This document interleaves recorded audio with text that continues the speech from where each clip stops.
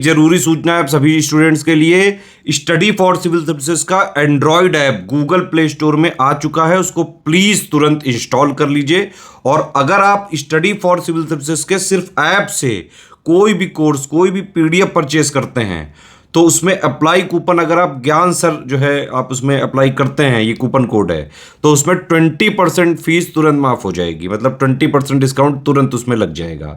ज्ञान सर लिखना है, नॉर्मली ज्ञान सर स्मॉल लेटर में है सब कुछ, कोई स्पेस नहीं, कोई कॉलम नहीं, सिर्फ ज्ञान सर, GYANSIR। इस तरह से अगर कूपन कोड लगाते हैं आप ऐप में बाई करने से पहले, जो अप्लाई कूपन वाले में आता है, तो 20% का डिस्काउंट तुरंत मिलेगा। वीडियो देखिए। नमस्कार दोस्तों, आप सभी का स्वागत है स्टडी फॉर एग्जाम्स में। दोस्तों, यह पॉलिटी का दूसरा वीडियो है। इसमें हम लोग मोस्ट इम्पॉर्टेंट क्वेश्चन को कवर करेंगे। यह आपके आगामी exam UPSC prelims, RO, junior assistant सहित सभी पेपर के लिए काफ़ी उपयोगी साबित होगा। तो आइए हम लोग देखते हैं पहला प्रश्न। सर्वोच्च न्यायालय की स्थापना के संदर्भ में यहाँ पे दो स्टेटमेंट दिया गया है। कलकत्ता में सर्वोच्च न्यायालय की स्थापना 1773 के रेगुलेटिंग एक्ट के द्वारा की गई। लेमेस्टर इस न्यायालय के प्रथम मुख्य न्यायाधीश थे। केवल एक सही, केवल दो सही, दोनों सही, ना तो एक ना ही दो सही है। कलकत्ता में सर्वोच्च न्यायालय की जो स्थापना है वह 1773 के रेगुलेटिंग एक्ट द्वारा की गई। यह जो स्टेटमेंट सही है। और रेगुलेटिंग एक्ट 1773 था, लेकिन जो स्थापित हुआ था वह सन 1774 में, एक वर्ष बाद जो है स्थापित होता है। और इसके जो पहले जो मुख्य न्यायाधीश थे वह लेमेस्टर नहीं थे, बल्कि उनका नाम एलिजा इम्पे था। एलिजा इम्पे जो है पहले चीफ जस्टिस थे।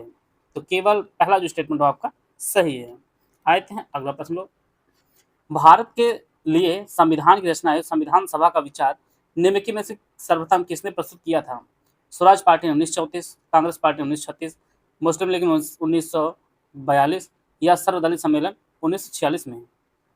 तो भारत के लिए संविधान की रचना हेतु संविधान सभा जो विचार था सर्वप्रथम जो प्रस्तुत किया गया था वह स्वराज पार्टी द्वारा वर्ष 1934 में। इसका जो ए ऑप्शन है वह सही है। और स्वराज पार्टी जो स्थापना है वह मोतीलाल नेहरू और चित्तरंजन दास ने मिलकर जो है वर्ष 1923 में जो है इसकी स्थापना की थी। और यही पार्टी जो है 1934 में भारत के संविधान की रचना जो है सर्वप्रथम संविधान सभा का विचार दिया था। ये ऑप्शन इसका सही है। कैबिनेट मिशन योजना के अंतर्गत संविधान निर्मात्री परिषद में प्रत्येक प्रांत को आवंटित सदस्य संख्या निर्धारित करने के लिए एक प्रतिनिधि कितनी जनसंख्या अनुपात में था? 8 लाख प्रति व्यक्ति, 10 लाख व्यक्ति, 12 लाख व्यक्ति या 15 लाख? तो टोटल जो है एक जो प्रतिनिधि होता था वो टोटल जनसंख्या का अनुपात था वह 10 लाख व्यक्ति था। इसका जो ऑप्शन बी है वो आपको सही है। प्रत्येक प्रांत को जो आवंटित सदस्य संख्या थी निर्धारित किया गया था, एक जो प्रतिनिधि होगा वो टोटल 10 लाख जनसंख्या का जो है वो प्रतिनिधित्व करेगा। तो इसका जो ऑप्शन बी है वो आपका सही है। इस अधिनियम के द्वारा ब्रिटिश संसद ने चाय और चीन के साथ व्यापार को छोड़कर ईस्ट इंडिया कंपनी के भारत के साथ व्यापारिक एकाधिकार जो है समाप्त कर दिया। 1813 का चार्टर अधिनियम, 1833 का चार्टर अधिनियम, 1853 का चार्टर अधिनियम या 1873 का चार्टर अधिनियम? तो इसका जो सही आंसर है वो ऑप्शन ए 1813 का चार्टर अधिनियम ने जो है चाय और चीन के साथ व्यापार को छोड़कर जो है ईस्ट इंडिया कंपनी के भारत साथ व्यापारिक एकाधिकार जो है समाप्त कर दिया था। तो यह जो अधिनियम था आपका 1813 का चार्टर अधिनियम था। इसका जो ऑप्शन ए है वो आपका सही है। अपवाद स्वरूप जो है चाय और चीन के साथ व्यापार छोड़कर सभी जो है एकाधिकार समाप्त कर दिया था। केंद्र में द्वैध शासन किस अधिनियम के अंतर्गत जो है स्थापित किया गया था? 1909 के अधिनियम, भारत सरकार नियम 1919, भारत सरकार नियम 1935 या भारत स्वतंत्रता अधिनियम 1947? तो यह जो अधिनियम था वह आपका भारत सरकार अधिनियम 1935 का था, जिसके द्वारा जो है केंद्र में द्वैध शासन स्थापित किया गया था। और इस अधिनियम को जो है भारतीय संविधान का खाका भी कहा जाता था। और इस अधिनियम में टोटल 321 जो है धाराएं थी और इसमें जो है 10 अनुसूचियाँ थी। 10 अनुसूचियाँ थी 1935 के भारत सरकार अधिनियम में। सी ऑप्शन इसका सही है। यहाँ पे 4 सदस्य दिए गए हैं, आपको पहचानना कौन जो है कैबिनेट मिशन का सदस्य नहीं था। William Wood, Patrick Lawrence, Stafford Cripps, AV Alexander.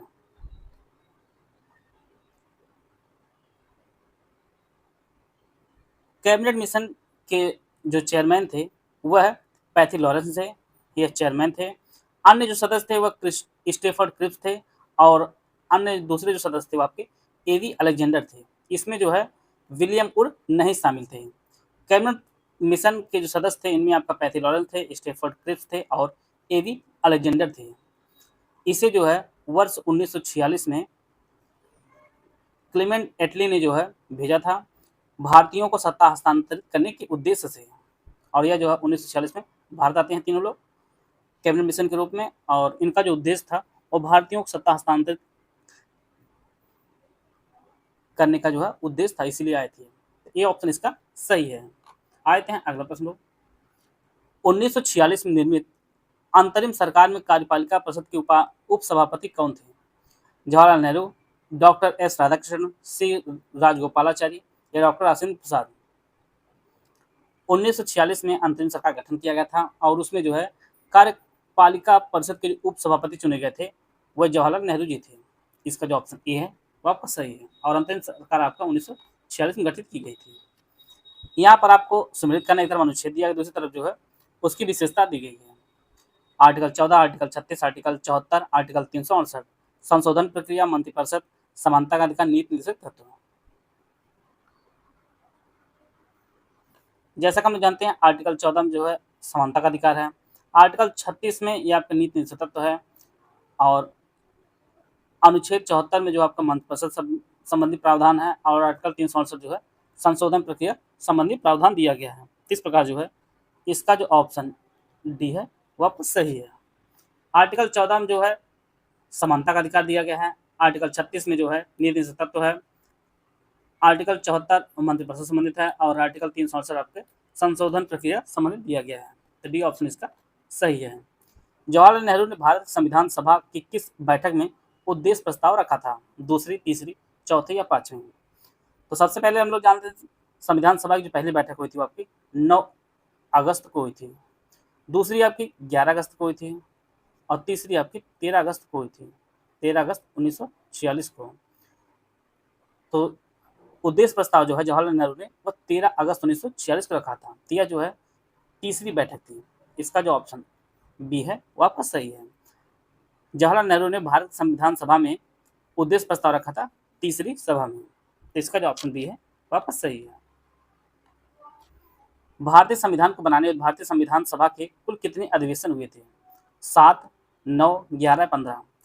यहाँ पर ऑफिशियल डेटा दिया गया है क्योंकि ये परीक्षा में कई बार आया भी है और कभी कभी आप लोग 11 भी लगा देते हैं, कभी कभी 12 भी लगाते हैं। इसको कन्फ्यूजन दूर करने के लिए कई बुक में 11 भी दिया है, कई बुक में 12 दिया है, इसलिए मैंने ऑफिशियल साइट से लिया गया है। यहाँ पर आप देख लीजिए टोटल 165 दिनों की अवधि में जो है चला था। 2 वर्ष 11 माह और जो है 17 दिन हमारा संविधान बना था, जिसमें 11 सत्र जो है आयोजित किए गए थे और जिनमें 14 दिन जो है संविधान के प्रारूप पर जो है विचार करने में व्यतीत किया गया था। टोटल जो है प्रांतीय विधानसभाओं के माध्यम से 292 सदस्य निर्वाचित किए गए थे। 93 सदस्य जो है भारतीय रियासतों द्वारा प्रतिनिधित्व किया गया था और 4 सदस्य जो थे मुख्य आयुक्तों के प्रांतों का जो है प्रतिनिधित्व किया था। तो टोटल जो है 11 सत्र आयोजित किए गए थे। तो सी ऑप्शन इसका सही है। यहाँ पर सूची 2 से मिलान करना आप लोग देख लीजिए। संविधान सभा के पहले उपाध्यक्ष, प्रारूप समिति के मूलतः एकमात्र कांग्रेस सदस्य, राजस्थान के रियासतों का प्रतिनिधित्व करने वाले संविधान सभा सदस्य, संघ संविधान समिति के अध्यक्ष VT Krishnacharya, Jawaharlal Nehru, KM. Munshi, SC. Mukherjee. Option आप लोग पढ़ लीजिए। संविधान सभा के जो पहले उपाध्यक्ष थे वह एस.सी. मुखर्जी जी थे। प्रारूप समिति के मूलतः एकमात्र कांग्रेसी जो सदस्य थे वह के.एम. मुंशी थे।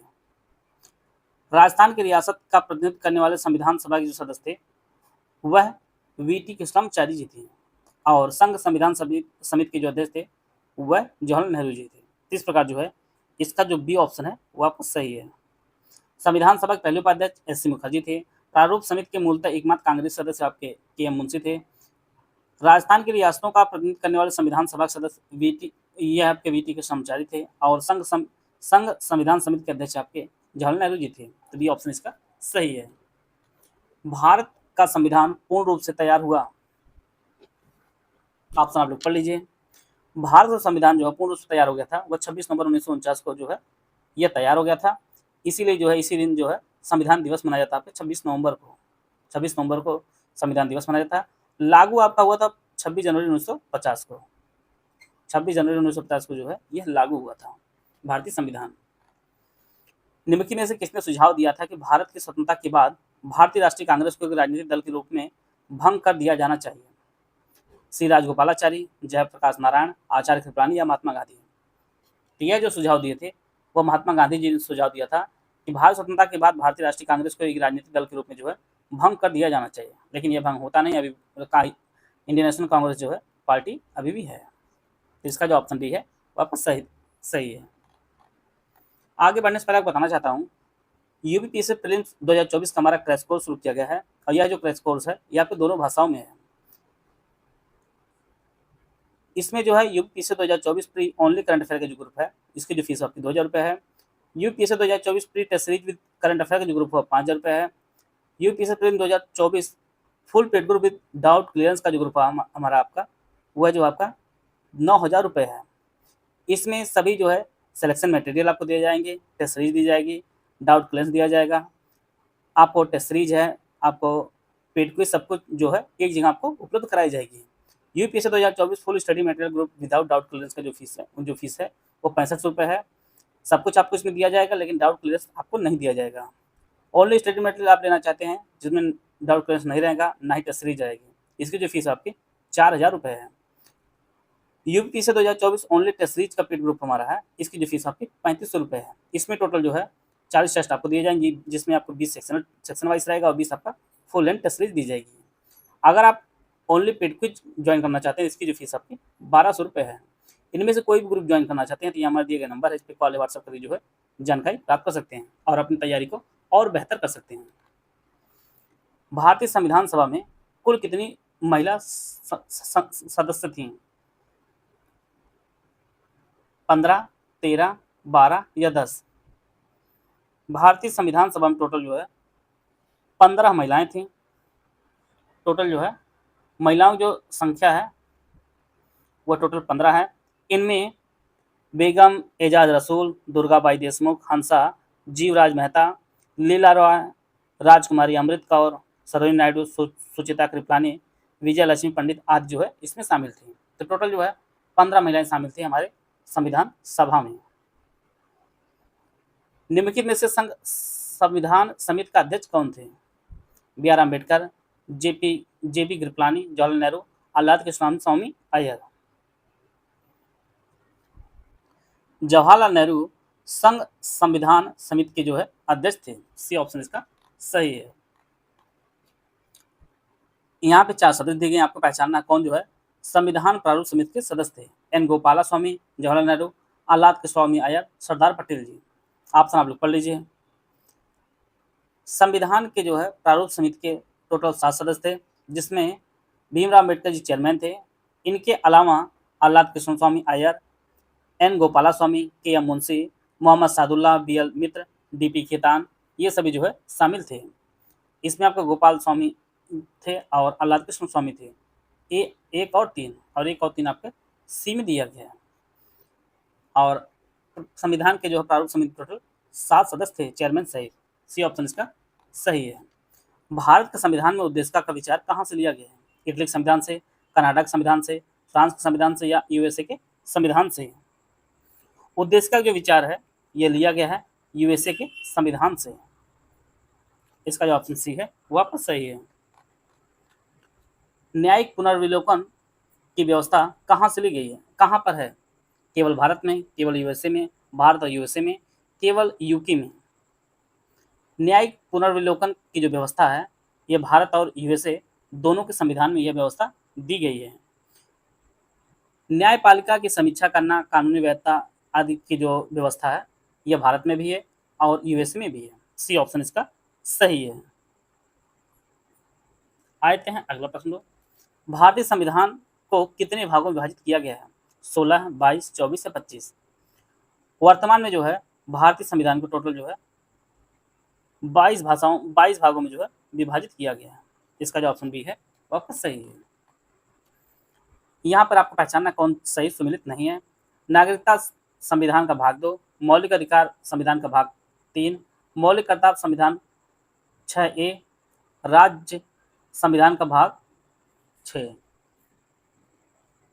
नागरिकता जो है संविधान के भाग 2 में है, मौलिक अधिकार का जो वर्णन है भाग 3 में है, राज्य का जो वर्णन है संविधान के भाग 6 में है, मौलिक कर्तव्य का जो वर्णन है वह 4A में है।